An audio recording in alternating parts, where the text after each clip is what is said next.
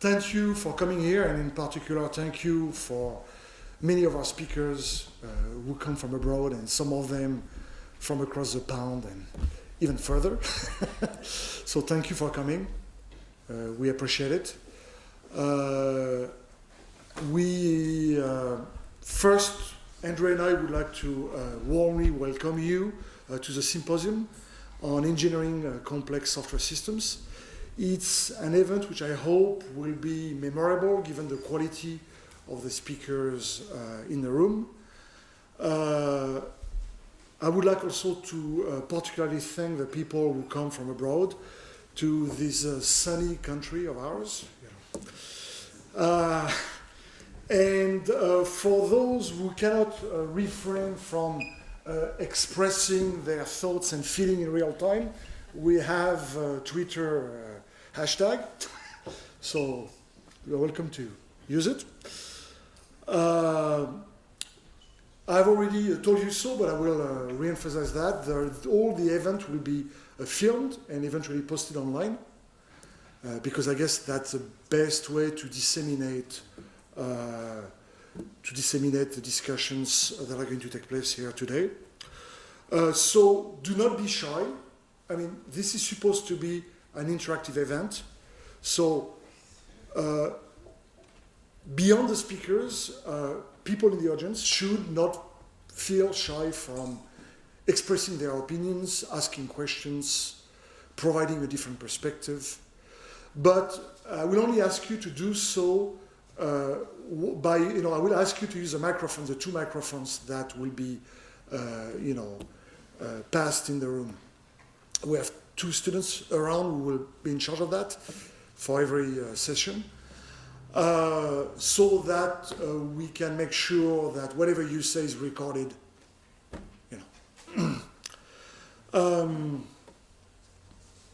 So, as you can tell, you also have a leaflet that should have been given to you that describes the format of the symposium and also the content of the topics of each session. There are 4 sessions that I will describe next. Last but not least, this event is only possible because it's actually sponsored by 3 organizations. The Research Funding Agency of Luxembourg, the Computer Science Department of the University of Luxembourg, and finally the Center for Security, Reliability and Trust. So, I would like to thank those organizations for making this possible. So what are the objectives of the symposium? As you know, workshops are usually very specialized. There is no way to have general discussions about the field. And conferences are not events that are particularly interactive, as we know. So the goal here was to invite world-renowned researchers in various subfields of software engineering in order to discuss fundamental issues related to the field of software engineering, its practice and its research. So, and the point was to make those discussions, to widely disseminate those discussions so that the rest of the community can benefit from what is going to take place here today. So there are 4 sessions along 4 general themes that are more detailed in the leaflet that you have received. The leads of each session will introduce the speakers and introduce the topic. And then every speaker in each session, whose names are listed here, will make a short position statement. And then the audience will be free to intervene, ask questions, make comments, express different opinions or perspectives. And again, the success of this event does not only depend on the speakers, but also on the level of participation of the audience. So I'm asking you to get involved. Beyond the sponsors, a lot of people have been involved in organizing the symposium here. There are many details of logistics and practical details that had to be addressed. And all the people that are listed here, and more probably, I hope I haven't forgotten anybody, have been involved in various aspects of the organization of the symposium, and I would like to thank them.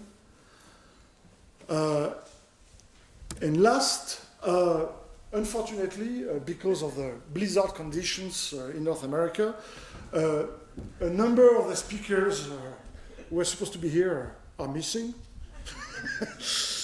And if you happen to meet them somewhere stuck in an airport on ski tracks, well, please, keep us informed.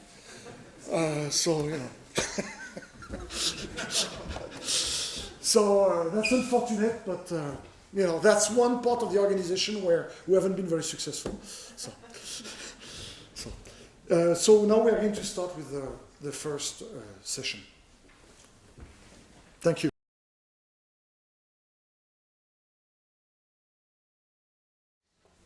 Okay, so good morning. This is actually the first session of this symposium. My name is Massimiliano di Penta from University of Sanya. And I'm Gail Murphy from the University of British Columbia, and we're co-leading this session. So I guess we get to be a bit of the guinea pigs and trying to get people involved, and we hope you really start and get into the topic, which is engineering dependable software systems.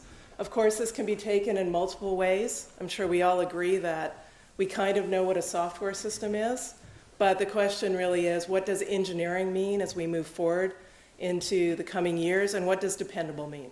So we're really going to focus on those two different words as we go through the session. Max and I are going to give a short introduction with some of our brief thoughts, and then we'll have presentations from each of the three gentlemen that are up here at the table, and we'll have them introduce themselves as they come up to speak. I think we will go in the order that they are seated, so that's going to work out really well. So of course, one of the questions we have to think about is what kinds of systems are we going to be seeing in the future? I think all of us can imagine different kinds of realities over the next 10 or 20 years. We already see a lot of systems in our day-to-day use. And of course, as we even got to the symposium by flying, by driving, by interacting with transit, by using electricity in the morning, by maybe looking at our watch, we've interacted with a lot of software systems just getting here this morning and getting going. As we go forward, what is it going to be like in your day-to-day existence? How are people going to be interacting with different kinds of systems? Will there be automatic translators in rooms like this?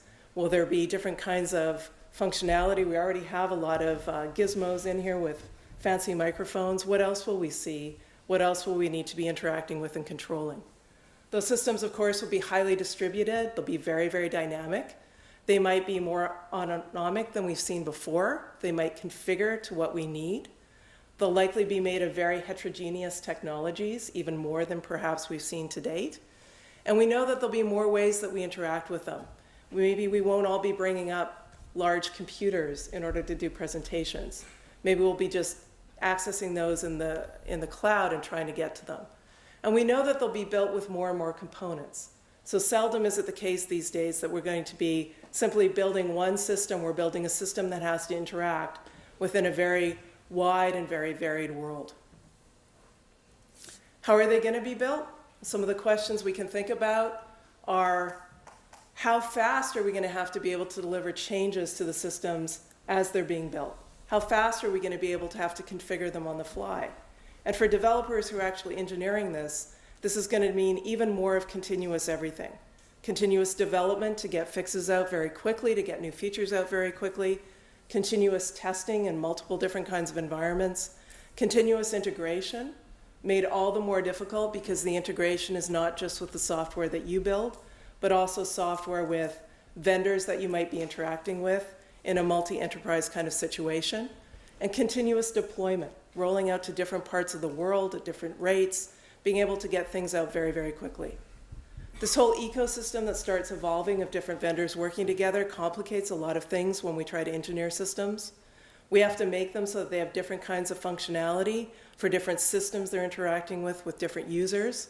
And we have this incredibly increasing multi-vendor situation where we can have problems with getting dependable systems because of gaps in those kinds of interactions that the multiple vendors might have. And I'm sure you're going to be thinking of many other things as we move through this session. Okay, so the next item is how to make those systems dependable. So we know already that every single minute of our life really depends on pieces of software. So we flew here using an airplane, and those airplanes really depend on software. Our car has many pieces of software that control the car, and I think this will be even more true in the next couple of years or so. And well, this means that we should really trust those pieces of software. Of course, software may fail sometimes, and we should think about how we can maintain the software on the fly without interrupting each single activity on which this software is working on. And also we know that we use software for very sensitive activity. We spread very sensitive data in software systems, so we should really care a lot about security and privacy in the future. And even though I guess in the future we are really going to build software trying to reuse something that has been already done in the past. We'll talk about this more during the rest of this session. But we know that very likely we are going to reuse existing software in a completely different environment. So we should make sure that this software will be able to be robust enough in those new environments, especially in cases in which the software will be used for mission-critical activities. And then, of course, building dependable software really needs tools to verify, to test this software, and otherwise making dependable software will be very, very expensive and possibly require highly skilled people. So one of the goals of the software engineering community will be to make tools to help developers to develop dependable software. Another important point we are going to treat in this session is how we can learn from the past, how the future development will benefit from the past. Of course, software engineering is maturing a lot over the years, and nowadays we have a lot of source code. We have a very large availability of both open and closed source code base. So how we can exploit this existing software, how we can exploit all kinds of information that people spread across any kind of a software repository, like forum or issue reports or mailing lists or social networks, social media, and so on. And especially how we can use this information and make it applicable for future systems that, of course, may look completely different from the past system. So how can we reuse past experience for future systems that will be completely different. And then last but not least, those are a few questions that I guess each of the speakers will try to answer, but especially everybody in the audience is invited to try to give a personal point of view about what will be the scale of systems in the next 10, 15 years. So whether we are thinking about very large or ultra-large systems, or whether instead most of the systems will be small and highly distributed, or whether it will be a mix, and how those systems will look like, whether there will be a combination of different systems, or system of systems, or system integrating different pieces of hardware and software. And another aspect is how to evolve those systems. Maybe sometimes we are talking about automatic or even runtime evolution of those software systems. So what evolution will mean in the next 10, 15 years? And as I said, how we should be able to ensure dependability, security, safety, and reliability. Okay, so at this point we are going to have a very short talk from each of the speakers, including us. And the idea is that we are not going to have any question immediately after each talk, but rather we have the talk first and then a general question from there. So we are starting from Wilhelm Schaefer from University of Paderborn, Germany.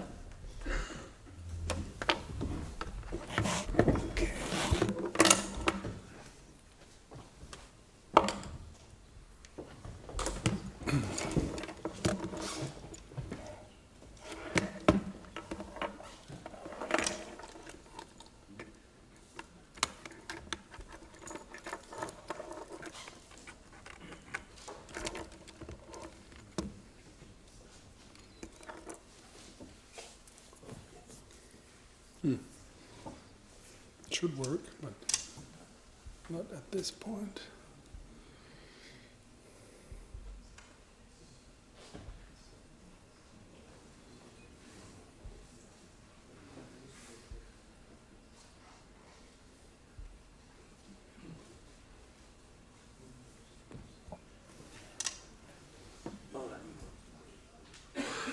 There we are. Okay. Good morning, everybody. I try to stay within the 5 minutes, but you were so short that I might take a few of your minutes. Huh? Otherwise, we end up too early this afternoon, Lionel. Huh? No, okay. Yeah, Max already said I'm from Germany, Paderborn, and I would just like to give you a few ideas we work on since actually many years, which have to do with this idea of dependable systems.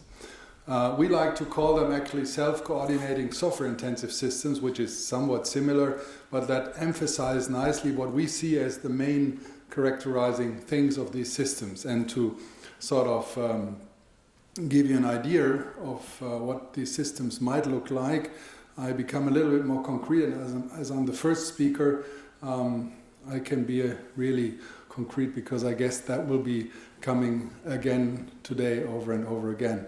This is a sort of, let's say, very rough sketch of a traffic scenario. As Gail already mentioned, we had these contacts and these interactions when we came here all together, and it just gives you an idea how systems today or of the future might look like. So those are systems which actually already exist, and for example, in particular, if you take systems like adaptive cruise control, which is something which is now available, which you can buy, and I don't know how many of you have already taken the opportunity to drive a car which takes control over the driver. I did it, it's a striking experience, and that's part of adaptive cruise control. And that main reason why that is only available in quotes in a very limited scale is basically legal issues these days. So one could even get a lot more advanced systems on the road if legal issues are not speaking against this. Can't say more about this in the time I have, but I'm happy to give you a lot more examples from our collaborative work, especially with German car manufacturers. And other things like toll collection, adaptive traffic signs and things like that. A look into the near future actually are things like on the upper left, automatic intersection control, which would improve traffic safety significantly and also traffic throughput.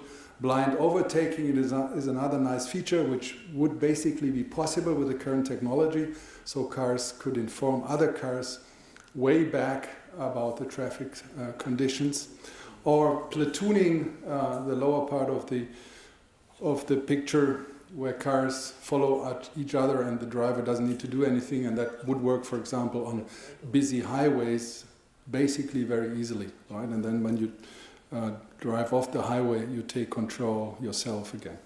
And then rescue scenarios, I think you're aware of, which are currently being tested in the field, so it's also not very far from being built. And this is now a short tour on traffic, basically, or public and private transport. Similar ideas are available and are being built in the production, manufacturing industry, automation industry, in the healthcare industry, and many others you can think of. This is an estimate from a German industrial organization from 2009, and it turns out, at least at this point, that it was pretty pessimistic in terms of annual growth. So this 10%, at least from 2009 to 2013, have been pretty heavily underestimated. Of course, depending on what you count as an embedded system, but still there is a lot of, let's say, business involved. Now coming to the more scientific part, that has been said, basically, so I go over it very quickly, but the key things are here, what I understand by self-coordination and software intensive, and the first line is especially important, that really is currently also addressed by cyber-physical systems. The world of engineering and the world of computer science comes together, and that's actually one of the most complicated parts of building those systems, and that's mentioned or identified in the lower part of the slide. This basically so-called throw it over the wall approach. So I think I don't need to talk about central control, that's basically there, and not distributed control. Many of us work on this, but throw it over the wall is something which sounds very easy to change, but is very difficult to change in practice actually. And that means that traditionally the engineering disciplines start working on a system, on a new system, especially by building its shape, by using CAD type of systems.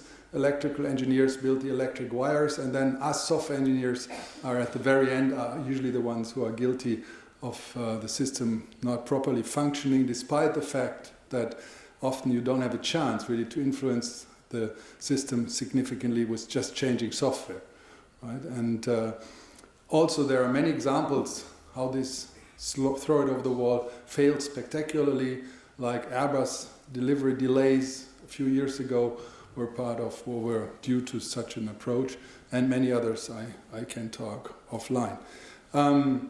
Basically what we need is listed here, and I would emphasize again the first bullet item, which we work on since actually more than 15 years. So very closely connected projects between engineering and computer science, which I still think is not the current state of the research community. So I often see, we might have the discussion tomorrow again, that in large computer science and especially software engineering conferences, engineering applications are not really addressed, or addressed only on a limited scale.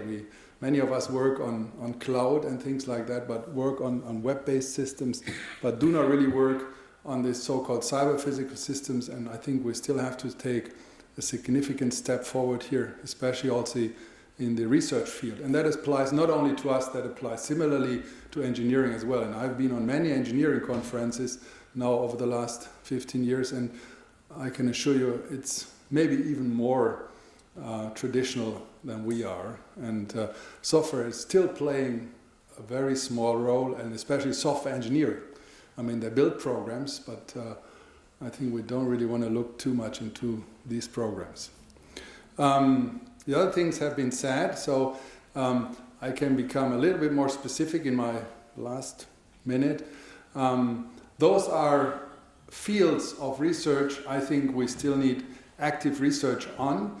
And especially the first one is something which again sounds maybe a little bit easy and obvious to do, but is difficult to achieve in reality. What is a reference architecture going across different disciplines, and how to deal with such models which come from very different backgrounds, very different types of scientific education, and how do you bring these worlds together.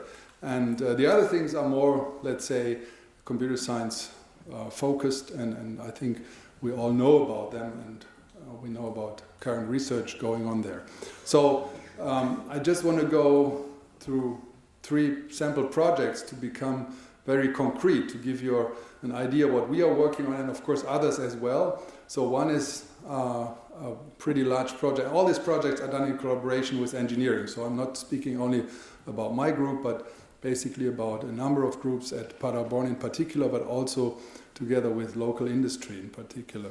One is really, let's say, illustrating the idea of advanced driver assistance systems, so going beyond cruise control and we have our own prototype, our own simulator, which you can see on the right, which are fully X-by-wire, so you can really do with the car what you want by software, and that makes it very interesting, or by the driver. So the lower car is, of course, as you can see, something which you cannot run on the road, but you can do a lot of nice and also nasty things with it by either doing it by software or by the driver, and also by exchanging sort of very quickly between the driver control and the software control.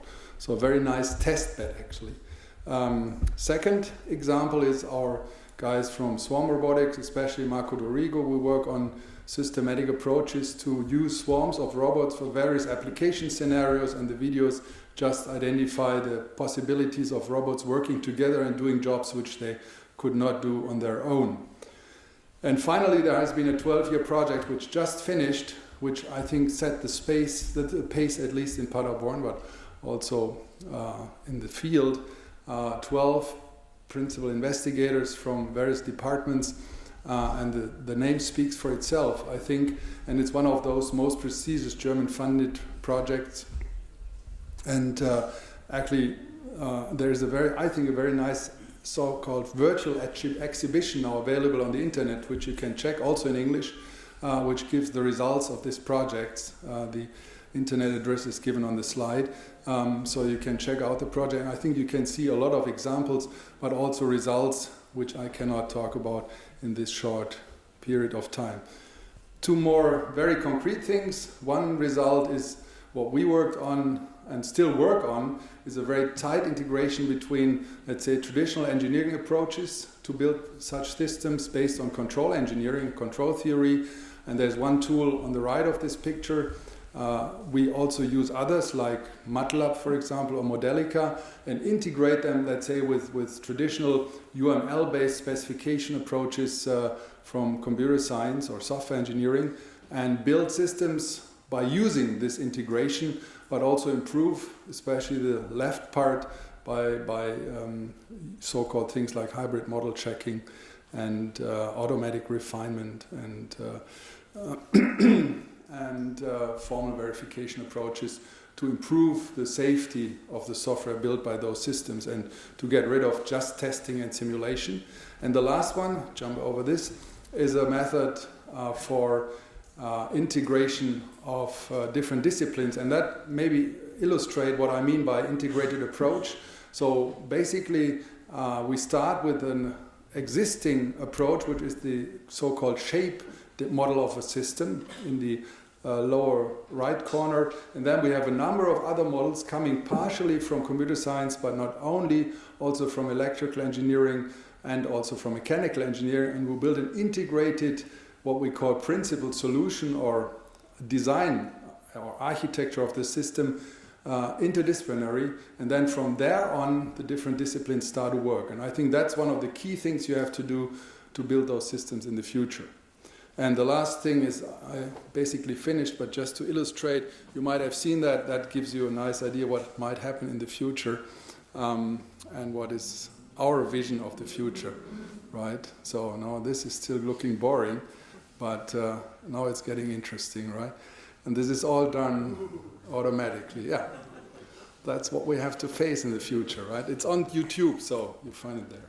Would you rely on software? Yeah, of course, yeah. You have to be visionary. Well, seriously speaking, those systems could be built, but I mean, not in this massive amount of cars, but let's say with 10 cars, I would say almost no problem. And of course, in a limited geographical environment. Almost no problem.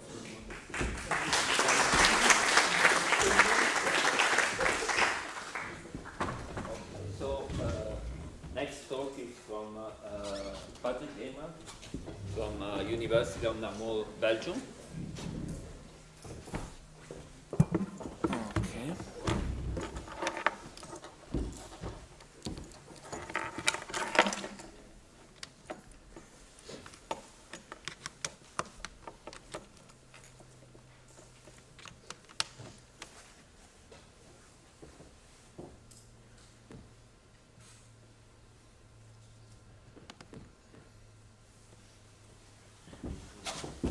Okay, so good morning everybody. I'm a full-time fortune teller at the University of Namur. So my vision then for the future, I can phrase it that way. That's formal methods available for the masses. What do I mean by that? I'm going to try to explain that to you. So basically, I start from the prediction that software is going to be built like this shoe. So that's the Nike configurator website. And yeah, so my first prediction is that software is going to be built like this shoe, or like this car, that's the Volvo configurator, or like this pastry, that's a cupcake configurator. What do I mean by that? If you look at all those products, the way they are built basically is through mass customization. That is an interesting idea that is nowadays widespread in industry, with which you are able to produce anything basically at low unit cost through mass production, but still with the flexibility of personalization. So that's a simple combination of those two ideas, and this, of course, enables you to expand your presence on the market, deliver things quickly, faster at least, and at a reasonable price. Okay, so let's have a look at how it works. Let's have a closer look at this shoe. All the components of this shoe, like laces, soils, swoosh, everything is mass produced. Okay, so that's complete mass production. However, this particular assembly is unique. It perfectly fits the need of one specific customer who wants a shoe exactly like this one. So mass customization basically brings a win-win situation where everybody has what they need at a reasonable price, because the companies that build them can produce them at a reasonable cost, right? So my take on this is that more and more software is going to be developed like those products. So some of you who know about software product lines are going to tell me, and they would be right to do so, that I'm not talking about the future of software engineering. I'm basically talking about the past, because this is basically the way companies like Nokia in the 90s and in the year 2000 actually managed to have the success that they had, because they had extremely elaborated and fine-tuned software product lines that enabled them to be first on the market with a given product at a very reasonable price. Okay? And not only Nokia, but lots of other companies did the same. We have a website which is called Software Product Lines Hall of Fame, which lists probably the most successful of them. And the way it works in practice is that companies who want to achieve that with software basically adopt this kind of processes. You have basically two streams. One, the lower one is the application engineering, is the standard application development stream. The upper one is more interesting. This is particular to software product lines engineering. It's called domain engineering. That's basically developing components and reusable parts of system. That's basically the upper part is where you produce the soils, the laces, the swooshes, and the lower part is where you assemble the shoes. Just transpose that in the software world, right? Okay.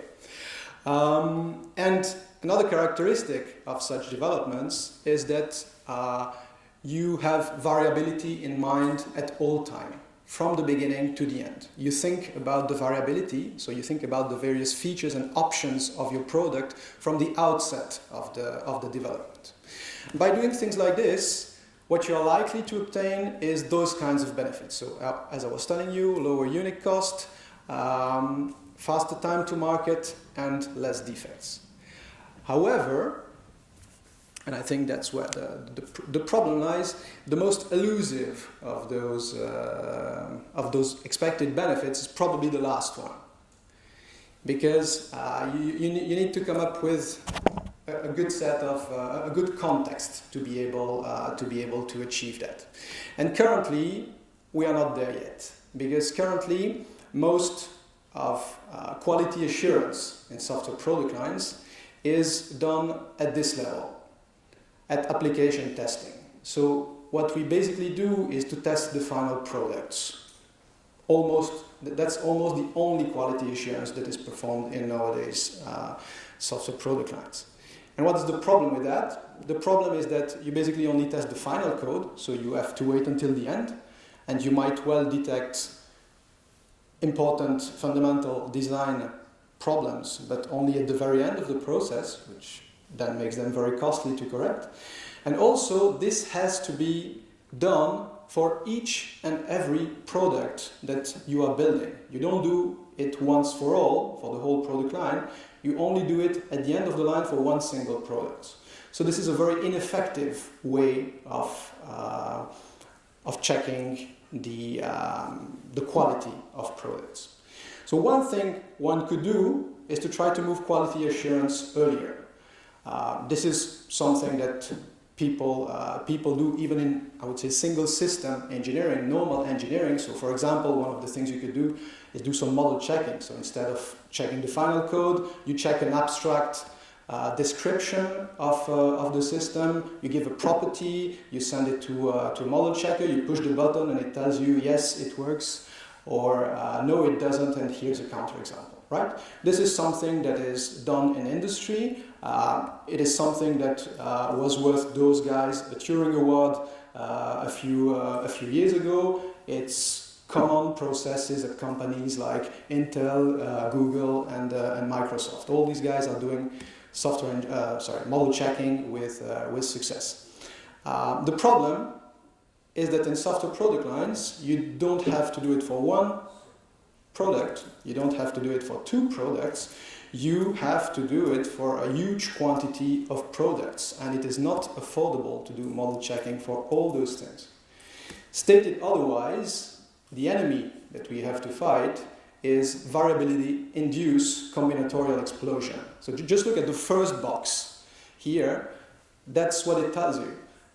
If you have a system with, and today we have that, for example in car manufacturing, if you have systems with hundreds of features, you quickly have more possible systems than there are atoms in the universe.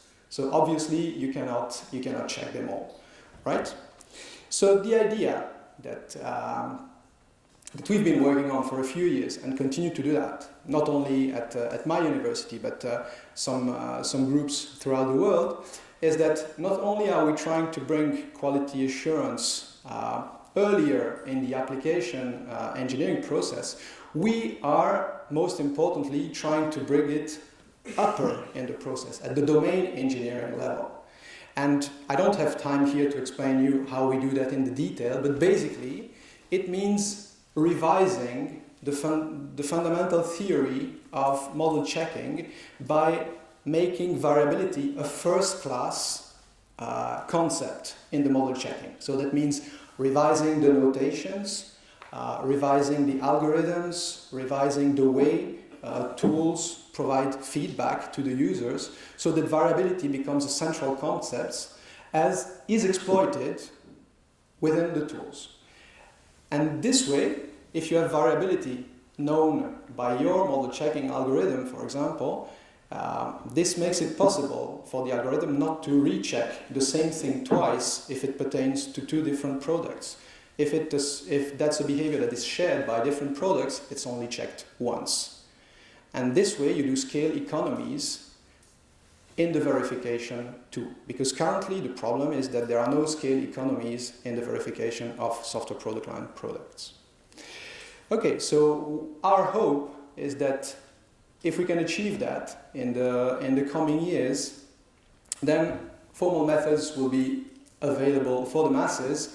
And by that I mean two things. By masses, it is an ambiguous word in that case. So I mean for the masses in the sense of for mass customized software, as I've just presented, and also for the masses meaning the average software engineer. We don't mean formal methods to be available only to those experts that know the esoteric languages that we used for that, but we mostly we want to have those tools present in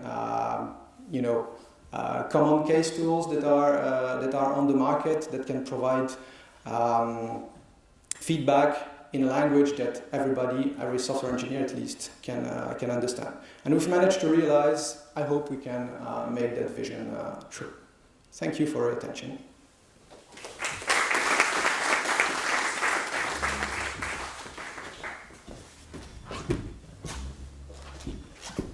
Okay, now we move to the next speaker with Michele Lanza from University of Lugano, Switzerland.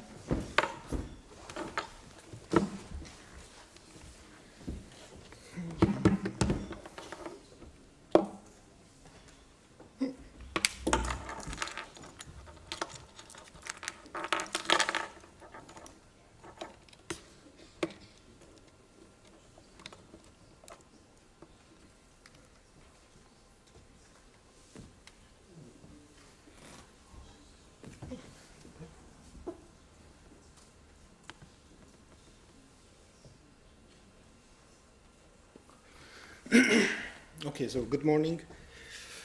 So I gave this presentation the title that was suggested, but I didn't like the title. I will remove the word dependable for reasons I will explain later. So presentation is theoretically called Engineering Software Systems, but I'm afraid to say that software engineering is dead. If I had more time, I would ask for a minute of silence. I'll just ask for a second of silence. Thank you. Okay, why do I say that software engineering is dead? Well, let's look at some classical engineering construct, like a bridge, okay? Very nice bridge. And we know how to build them, right? So this is engineering. Now, why does this metaphor not hold for software? Well, because if you have two land masses and you have to connect them with a bridge, then obviously the focus will be the bridge, right? And you could say that for software this is the same. So we focus on the bridge. We focus on the software system. On the one side you have, for example, the requirements. On the other side you have the users or the customers. So, and we also know that the bridge will eventually decay a little bit, and then we investigated concepts and methodologies to maintain those systems, re-engineer those systems, and so on. But this is not really the truth. The truth is that when software systems are built, while they are being built and grown, the land masses start to move. And then suddenly you end up having something which does not connect anymore the two land masses it was supposed to connect in the beginning. So what do? We hack, okay? So we just start to lay boards and planks somehow. In the end, we try to connect those two masses, okay? So what we do really is building out into the void. Okay, so this presentation is also not called Engineering Software Systems. It's called, I would say, Evolving Software Systems. And my take is that what we need is a holistic approach to evolving software systems. What is holism? Holism is the theory that parts of a whole are in intimate interconnection such that they cannot exist independently of the whole, which is thus regarded as greater than the sum of its parts. So, we were given 4 questions. These are the 4 questions. And since I have really no clue about dependability, security, safety, reliability, and actually I don't care about that, I will not talk about the 4th question, okay? So I will focus on the other 3 questions. So the first one is, what will the scale be of systems 15 years from now? And again, there's a problem, because if you give this piece of code to several people and you ask them how many lines of code are there, you will get at least 3 different answers. Now, if we can't get the real basics straight, how can we imagine that this is an engineering discipline, okay? Actually, I have a proposal regarding the scale of systems, and the inspiration are storms. You know, storms are categorized according to a bunch of categories, like a storm from 1 to 5, a category 1 to 5. We should do the same for software systems. So we could do something like an S0 system, which is below 1,000 lines of code, S1 below 10,000, S2 below 100,000, S3 below 1,000,000, S4, S5, and these are actually systems that currently exist. So if you ask me what will the scale be 10 or 15 years from now, I guess for the first time humanity will see the appearance of S6 systems. Okay, so this is my answer to that question. Now, what will the systems look like in the future? As some of you know, I like visualizing stuff. So let's look at an S4 system. This is Eclipse, that's the way it looks. Okay, it's pretty big. But this, of course, is more for developers. If you ask me what will the systems look like for the users, for the normal people, that's the way they are going to look like. Okay, like big, massive, and if it moves, many bad things will happen. Okay. How will the systems will they be constructed and evolved? I also don't like this question, so I will change it to how should they be constructed and evolved? And I will focus mostly on this question. I think that if you look at human history, there's a deciding moment which splits prehistory from history, and it was the invention of writing, right? So before, you had constructs that we actually have no real clue about why they were built, and after the invention of writing, other constructs, and because there are now written records, we know why people built those things. And you could now, of course, fixate yourself on the end product, but in reality what it gives you is also an understanding of the evolution of those things. When it comes to software engineering, so-called software engineering, this is really the invention of versioning systems in the 70s, then the widespread adoption thanks to the open source community in the 90s, and from a scientific point of view, the deciding moment was 2004 when MSR, the Mining Software Conference, was started. I always defined mining software repositories as a candy store, because you can mine a lot of stuff. You can write papers about pretty much anything. If you look, for example, at how integrated development environments were at the beginning, what they allowed you to do was to edit source code, compile source code, and finally run the source code. Big thing. But in the meantime, IDEs have changed, and you can do so much more. And now you can mine all that information and write so many papers. This, of course, is not really meaningful. What it really means is that it gives you the capability of reflection. You can reflect on the software system while it is being evolved and why it evolves like that. And my take is that thanks to all these source code repositories and also non-source code repositories, the focus will move away from the software as such to many other sources of information, like bug reports, unit tests, documentation, and so on. And that's why I use a yin-yang symbol, they contain both structured and unstructured information. Structured information is like source code, okay? Unstructured information is information produced by humans for humans. I'll give you a couple of examples.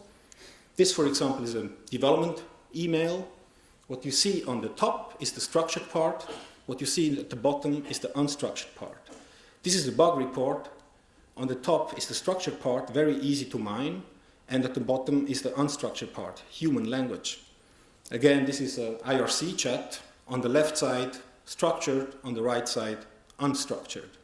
These are actually fairly simple examples, and people have done research on that. What we've done recently for a couple of years was to focus on development emails, because they are actually very tricky. If you look at an email like that, human brains are really good at, for example, dividing noise from non-noise, okay? You know that, for example, the signature of this person is not really important, so you just skip it. But for a machine, this is really, really difficult. So what we've done at the beginning was to try to connect those emails to the source code, and we tried lots of fancy information with trivial approaches. They all failed. What actually worked was regular expressions, okay? Worked much better.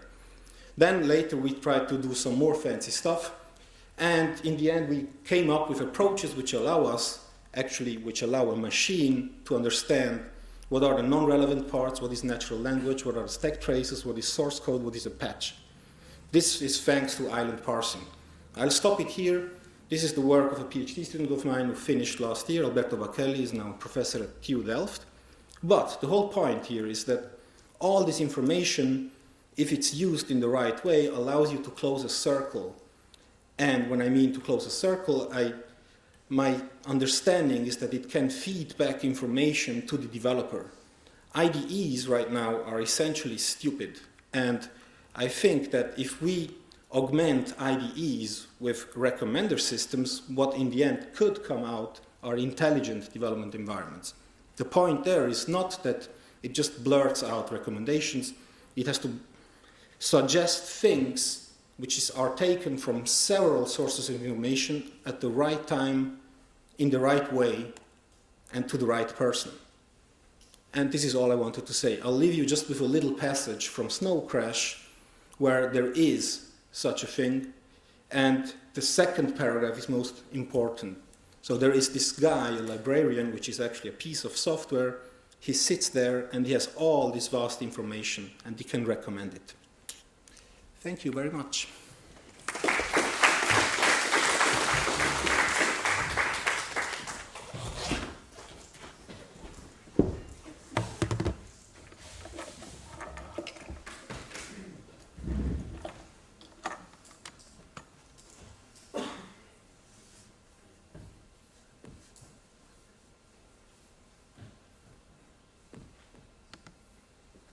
Well, I'm Gail Murphy, and I'm from the University of British Columbia. And knowing that people like Michele would have these absolutely amazing slides, I almost went with the complete minimalist approach of no slides at all, but settled on one slide. And so really all I wanted to say was a little bit about the situations in which software development organizations find themselves today and what they're likely to find themselves in maybe even next year, not even 10 years from now. So right now, a lot of vendors, not all of them, are in often a type of ecosystem. And when we talk about an ecosystem, we often have a situation where there is a platform of software that one company is developing, and other companies are now creating other value that can be added on to that existing platform. So an app store is a really good example of an ecosystem. You have a platform out there that has been put out by one vendor, usually a fairly Goliath vendor in the industry. Maybe you have a gaming platform like the Xbox or the PS3. Maybe you have Facebook that's now providing platforms where other vendors can come in and create software that's now adding value into that ecosystem. Now, in this kind of situation, the ways that we've been engineering software in the past work reasonably well in many cases. The platform has some kind of stable specification, and the people coming as vendors to add into that ecosystem can build to that specification. So if you're Google, if you're Facebook, if you're Apple, you're going to put out your API or your set of APIs, and anybody who wants to play in your ecosystem now has to build to that API. So you really get to control what is allowed to be added as value into that ecosystem, and you have the ability to make other vendors conspire to what you want things to be. So if you decide one time to upgrade your version of the API, well, all those other vendors are going to have to respond and upgrade to that API. So you really have this control so that a vendor coming into this ecosystem can look at that API, build to it, and understand how to build something dependable within that ecosystem. But more and more what we're moving towards is these multi-enterprise situations. These situations where we have vendors that are building different pieces of software that actually have to work together. So one situation you see this already is in large automotive manufacturing, large airplane manufacturing, where you might have one vendor, say a large American airline manufacturer, and they need components, they need kinds of software coming from other vendors to be able to work on that system. So the canonical case of this is kind of Boeing and what happened with their braking system with the Dreamliner, where they subcontracted out that other software, and we've got some nice bigging going down in the front row. We have the braking system that suddenly tries to get integrated into the system, and it doesn't work because there's mismatches in how each vendor was starting to evolve their own platform. So with an ecosystem, we have one platform with the API trying to change. In a multi-enterprise situation, we have multiple vendors building at the same time and trying to have their software interwork together.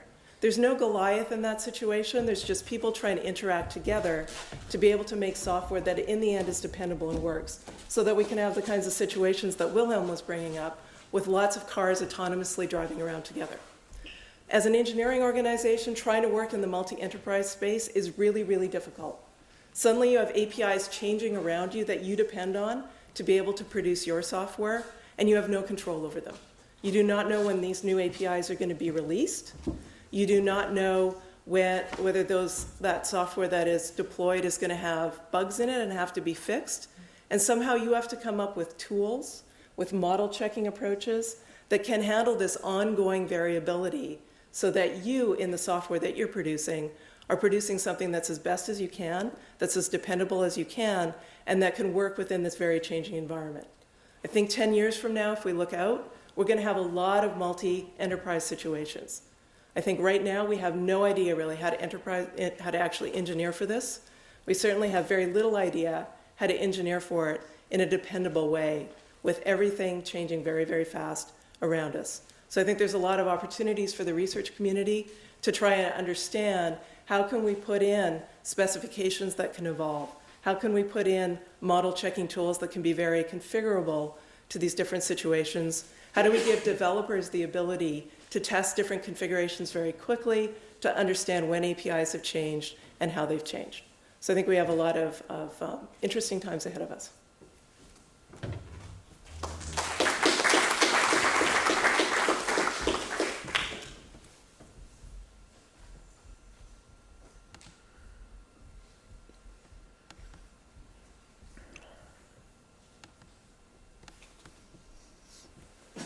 Okay, last but not least, I'm Massimiliano di Penta from University of Sagno, Italy, and what I'm going to say is more or less pretty much related also to what Michele and Gail said before, because we work on a pretty related topic, and the basic idea is how to develop future system by exploiting as much as possible the past and current experience, so what developers did in the past and what they are actually doing at the same time today, and how to adapt this experience to different kind of system that we are going to develop in future.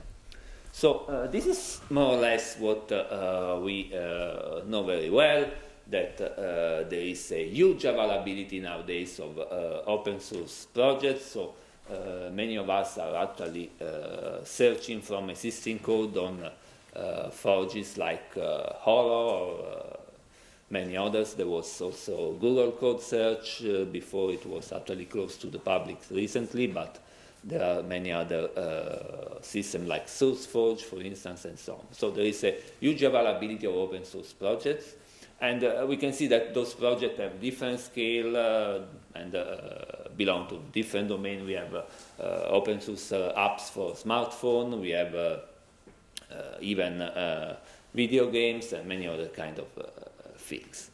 And most people nowadays do not develop software system from scratch, but often rely on existing code that they even find on forges, or they just found by searching on the web and try to find a solution to the problem they are facing off. And as Gail said before, in many cases, those software systems from so-called software ecosystem. So as Gail said, we have, let's say, a platform or a set of library, a framework on which many systems rely on. And on the one hand, we have this platform that evolves. On the other hand, we have those systems that add functionality, and we have what is very critical here. One point that people have to address is that we have very complex dependencies between the application and the platform, between the application themselves, and so on. As soon as the platform evolves, we may have consequences on the application, and this may have positive or negative effect on the reliability of the application that are built in the ecosystem. Another aspect is that because we have complex dependencies and we are talking about open source, we have different kind of software systems that have been released and redistributed using different licenses.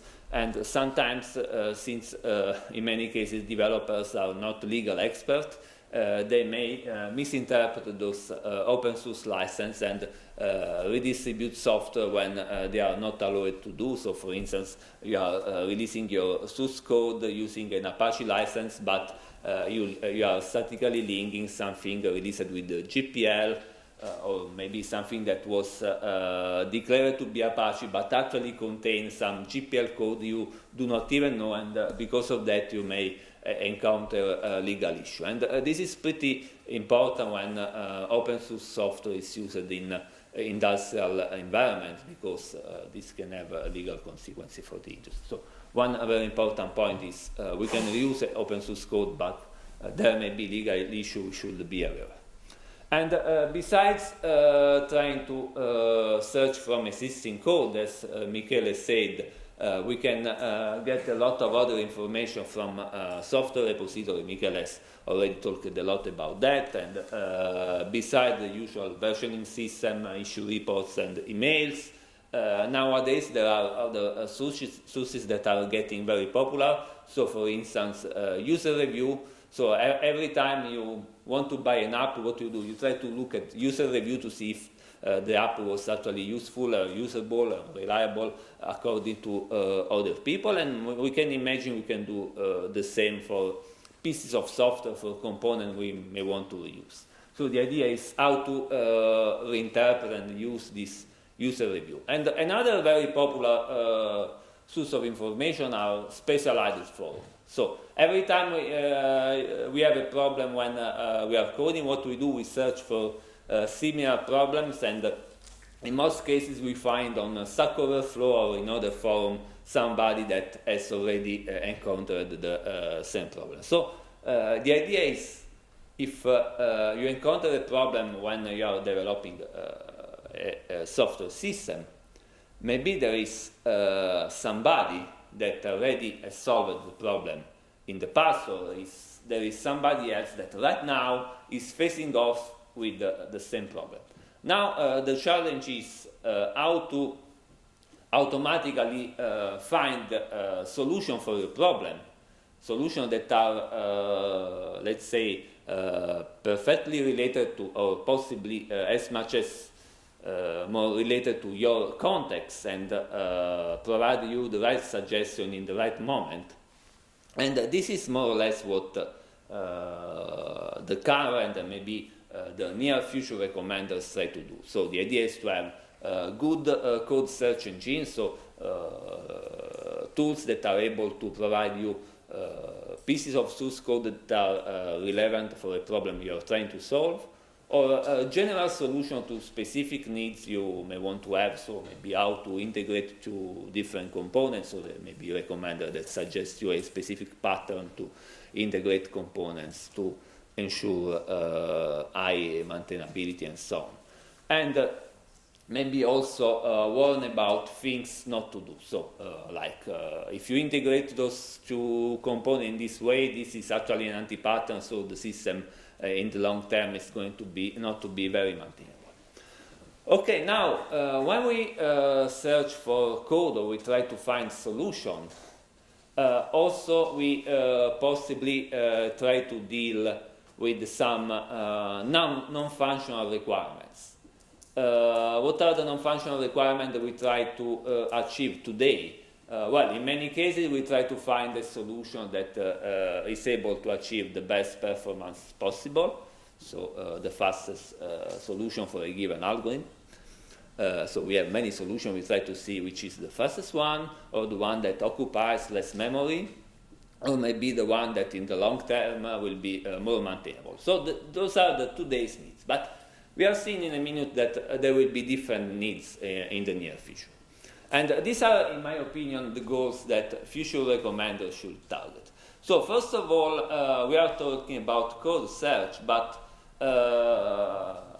nowadays many systems are built using multiple languages. So we have systems that are built with a mix of all those different kind of languages. So how to properly suggest pieces of code even independently of the language, or suggest solutions that allow you to easily integrate pieces of code developed with different languages.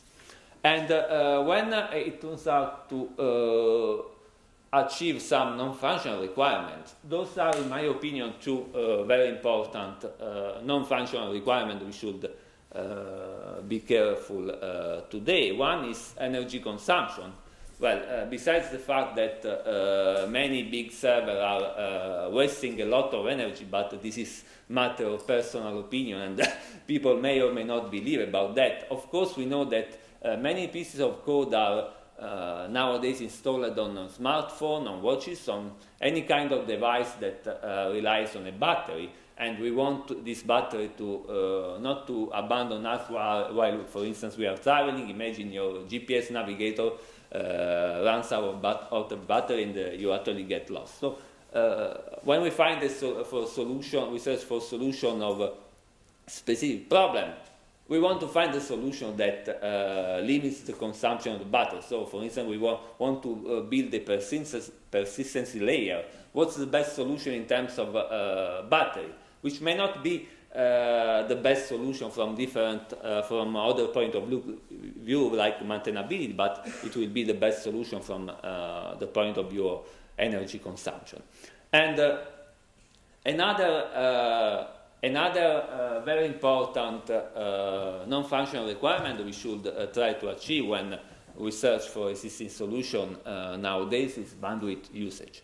So intuitively, we may think that the available bandwidth will actually increase in the future. I mean, nowadays we have 4G, and maybe in the future we have even faster network. On the other hand, the number of devices that is connected to the network is incredibly increasing a lot. So I think each of us in this room has 2 or 3 devices that in this moment are connected to the network, and the kind of traffic that people is requesting today is totally different and more demanding than in the past. And recent statistics has indicated that in future the request of bandwidth will be much more than the available one. And for this reason we should maybe try to optimize the software we are going to develop with the objective to minimize the use of bandwidth. So in terms of finding solution, we should find solutions that are able to achieve this kind of non-functional requirement. And I guess, well, this is more like a provocative statement. Each of you can try to add other items about what will be the future non-functional requirements. And that's it from my side.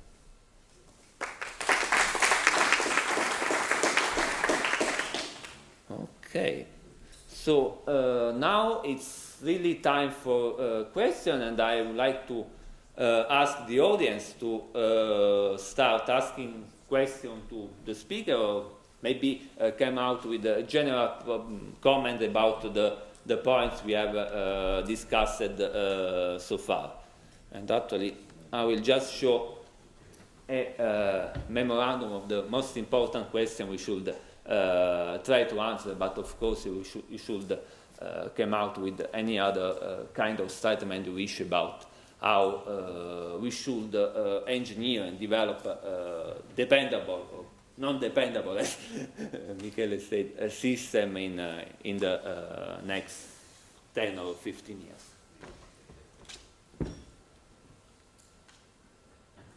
So, anybody want to start? Andre.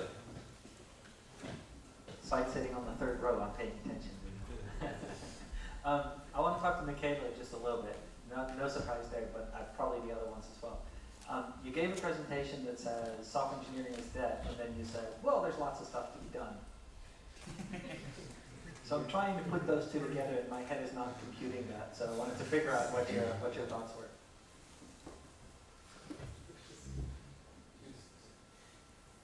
Okay. So of course it was a joke, right?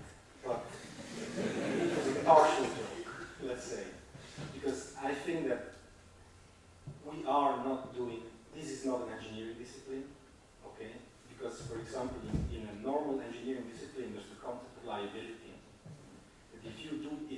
something and that something fails and someone is hurt, then you are responsible.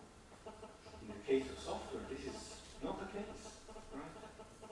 So it's really mostly hacking what is done.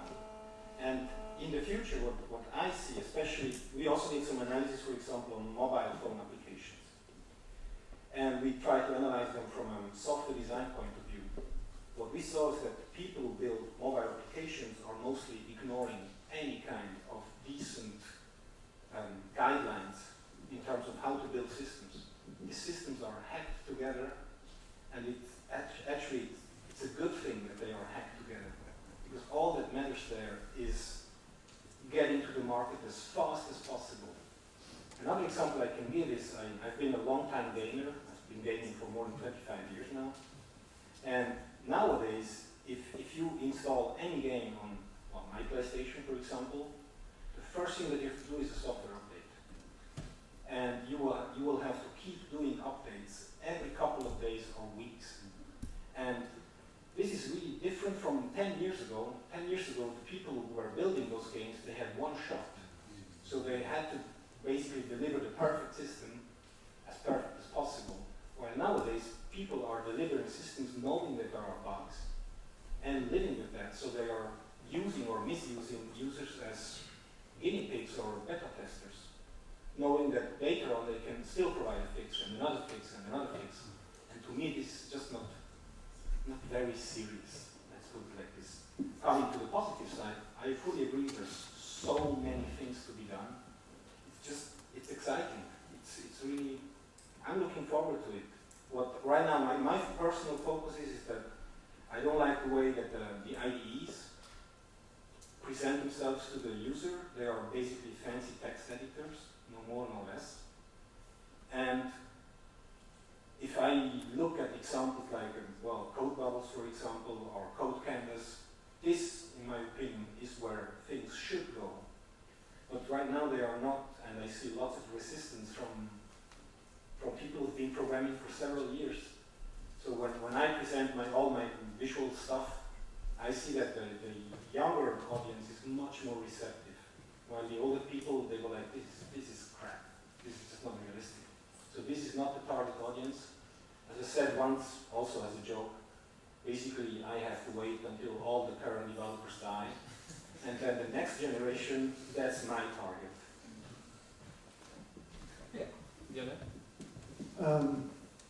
I have two comments. First, isn't your perspective a little bit biased by the fact that you focus on mobile application and games? I mean, obviously, the way those systems are developed and the objectives of those systems are very different from the type of system that Wilhelm, for example, talked about. And the second point is that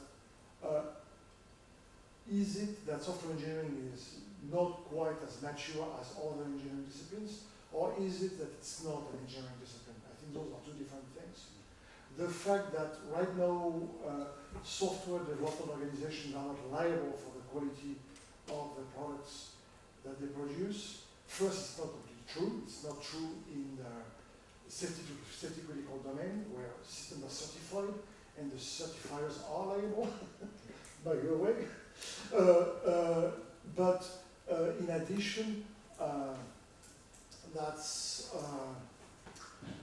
probably just a sign of lack of maturity, not necessarily due to the fact that this is not an engineering discipline. Because when you look at the definition of engineering in the dictionary, we match.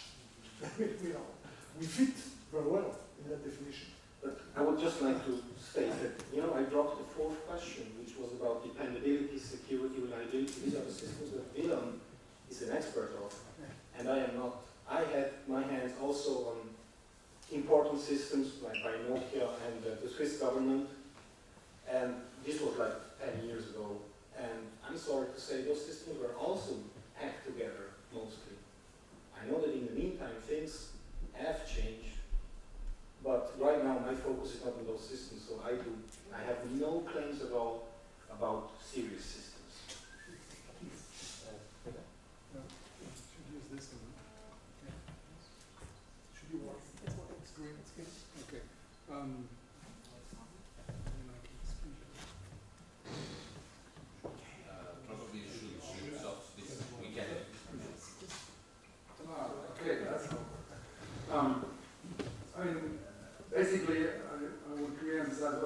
Lionel said, but just add a few things. First of all, I think we should really stop bashing software engineering. And I can say really from experience, we have something to offer. I mean, we're definitely, of course, less mature in terms of age, of course, than other engineering disciplines, but we have a lot to offer. And when I work with industry, with engineering industry in particular, then if we were able to introduce some of our existing methods, we would improve the situation significantly. There are companies in engineering, just to give you some extreme examples, that they even don't apply basic versioning mechanisms for building software. Right? And of course, that's one thing we developed over the past, and which helps definitely a lot to improve the software product at the end. Of course, other things like safety and security, things where this is very important, companies use the technology and the methods which we developed over the last, let's say, 40, 50 years. So it's not hopeless. And especially, of course, when the price of the system later on rewards what has been put in before, of course, companies have a lot of incentive to do so. And then going the other way, I mean, also engineering is doing hacking. I mean, even today, after hundreds of years of experience. And unfortunately, I have to say there are some spectacular examples in Germany recently where the engineering really failed. One is, you may know, the Berlin airport. I mean, this is unbelievable. We built airports in the world since, I don't know how many years, but even the size of the Berlin airport is not extraordinary and has been built similarly in many examples around the world, and those guys do not get the things together. It has nothing to do with software. It has a lot to do with system planning, and I have contact with the inner circle, so to say. I have one friend who actually left the operation. Of course, he's biased, I understand that, but still he has a lot of insight into what failed. And that has definitely to do, I would say, with engineering hacking, right? And of course, if those guys then went on and built software as well, they do hacking.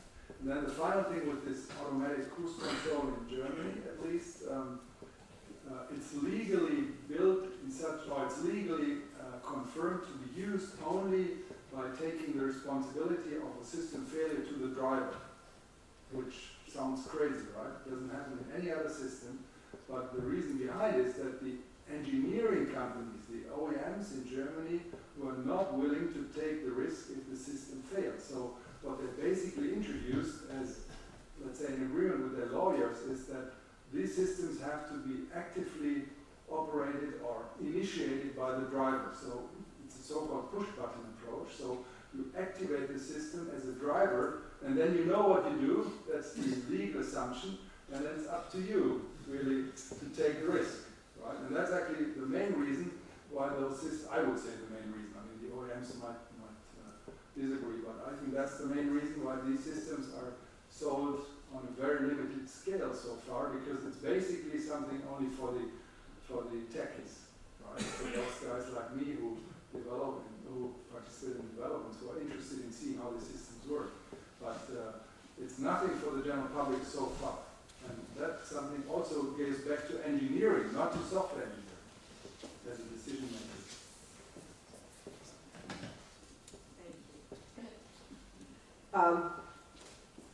Okay, I think this is a joint question for both Wilhelm and Gail, so you can think about it from different perspectives. But it both has to do with change. So in the case of Wilhelm, we've got these cars driving around, and we as the drivers know that we don't have to take over, but of course we should be paying attention. Now, how can we know when we should take over? For example, we can imagine ourselves asking in our head, if we're being very alert, does the system know about the detour? Does it know about the fact that it's just started raining golf balls? I mean, we don't know what it knows, even if we're being vigilant. So how do I know in this kind of system when we have to take over control? And then the same question really comes up for Gail, because you have this ecosystem of all these different vendors, and the ecosystem is constantly changing. The platform is changing, the vendors are coming and going, and they're changing their own software. And so it's not only how do I know when I have to something, but even who's the responsible I anyway, in your case? So, I don't know if you can both address this from your own perspectives. Your mic is on, you go first. I can just say, of course, I agree that there is one issue which is the possible technology, and I was addressing what is possible these days and what will be possible in the future. And of course, the context of how it's being applied and who is applying it is an additional thing which you have to really carefully think about. And of course, blind overtaking, let's say, an immediate answer would be that is something which you would use in case of emergencies, for example, and you would not use on a daily basis. But that's part of a question which has to be discussed from the vendor side, from the user side, from, let's say, organization, political side, and what does politics allow, what is put in laws, what is forbidden by laws. So there's, I think, always this, at least two sides of the coin. And same applies for TCAS. I mean, you know that the constant disaster where the technology worked very well and the context didn't work. Right? So this is a typical example with the massive loss of lives, but technology was perfectly okay, which I don't say then the system is perfect. I'm only saying the technology is perfect in that case, but the context wasn't properly, let's say, organized, evaluated. Right, but I was referring to my lack of knowledge as the driver, not to policies or legality, but how do I know that it didn't know about the golf balls coming down in my window right now? No, I mean, if you put such a system in operation, of course, people should have thought about these points and should have either built them into the system or should use the system only in cases where, let's say, emergency, for example, doesn't give any other option. You turn on. Oh yeah. So I think the systems we've built today have largely been focused on providing some functionality. And I think it comes down to this kind of reflective capability that Michele was using in a different way. That systems have to know more themselves about their operating conditions. And if anything is outside that, being able to report that either to another system that it's interacting with or to the user. So a lot more of software development and software engineering know-how and time needs to be spent on making the systems to some extent more self-reflective so that they know when they're pushing the boundary and can provide different alerts. So I think the way that we're working with systems has to change quite significantly. So I'm actually kind of going back a little bit, but I think maybe Wilhelm, you were actually making Michele's points a little bit, in the sense when you were talking about the automatic cruise control system, is that the burden of the responsibility is now on the driver. This is almost insane from an engineering perspective because I have a pretty good understanding of how a bridge works, right? And so if you imagine there's a sign right before a bridge, I drive up to it, now you're responsible for crossing the bridge, right? And then if the bridge falls down while I'm driving across it, that would be crazy to think that that's my responsibility. And I think that's maybe the point Michele is making, right? Which is that if it's not engineered properly and the designers aren't confident enough in the system to take responsibility for its engineering, then can we still call it engineering? I think that was, I don't know. That was my thing. I fully agree with you, and I was only making the example to identify the lack of engineering even in engineering, because this approach, which I described, was not pushed by software engineers, but by traditional mechanical engineers. Oh, but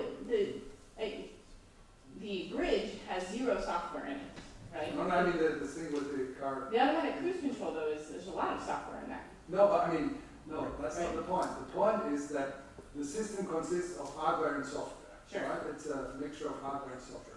Now, the key guys who were pushing for not taking responsibility for such a system were the traditional mechanical engineers, not the software engineers who built this. So why? Was it because they didn't understand the software? Or because they weren't confident in the hardware? I would say, I mean, I can only say from talking to a few of them, not all of them. That is, of course, a mixture of basically everything. First of all, there's definitely a lack of understanding of the different disciplines involved. There's a lack of, let's say, appropriate procedures concerning the delivery, the multi-enterprise development, as Gail was explaining. So the system is not done by one single company, it's done by at least 6 or 7 companies which deliver partly hardware and software, or a combination of both.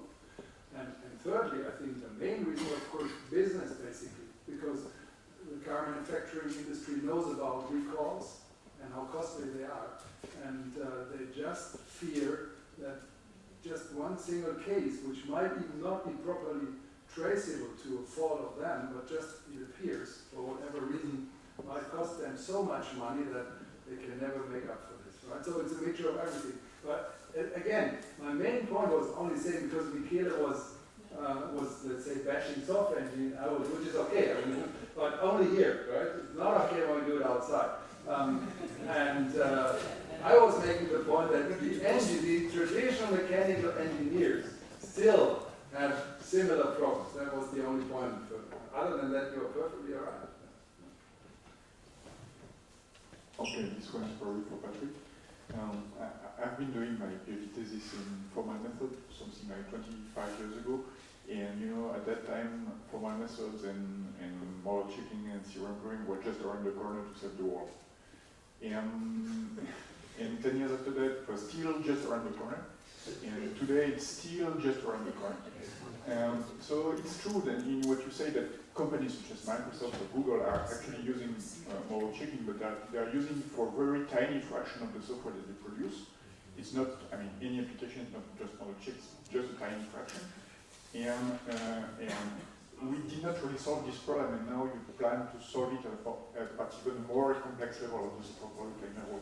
So I don't think it's very realistic to think that it's going to solve the world, but still, well, I've done my PhD thesis into that, so I'm still a little bit a believer, but we probably should explain more or focus the kind of thing that it can help, and probably not solving all the problems. And in your talk, it was still, you know, this propaganda of formal methods going to solve all the problems of the world. So maybe you could, I don't know, characterize what is your vision of what kind of problem should be solved and how would it fit within the rest of software engineering, because it's not going to replace all of the software engineering. So first of all, I don't think I really said that, but that formal methods were going to solve all the problems in the world. I truly don't believe that is true. I just try to be brief. Then yes, basically you're right. The systems that can be formally proved correct are those that were designed to be formally proved correct. You cannot just take any kind of system and apply formal methods to it and hope that you will have a demonstration that it is correct. So the way formal methods are used most of the time is basically as testing, that is to detect bugs rather than proving that things are correct. However, if you want to do it to a large extent, you still have somehow the necessity to have a system that is designed to be proof. If there are dependencies in all possible ways with all possible other components, you're not going to prove anything. So there's an investment to be made in giving the system such an architecture that it has to be proved. Why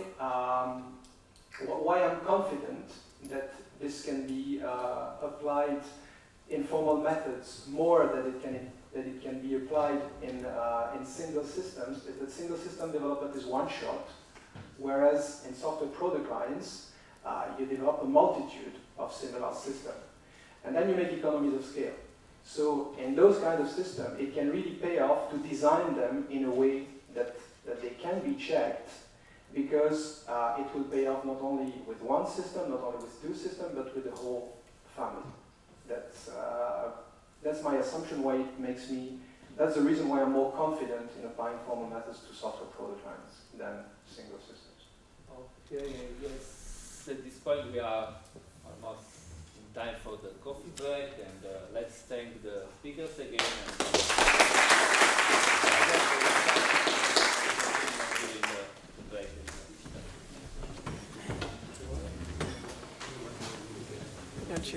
Is this somebody else's? Yes.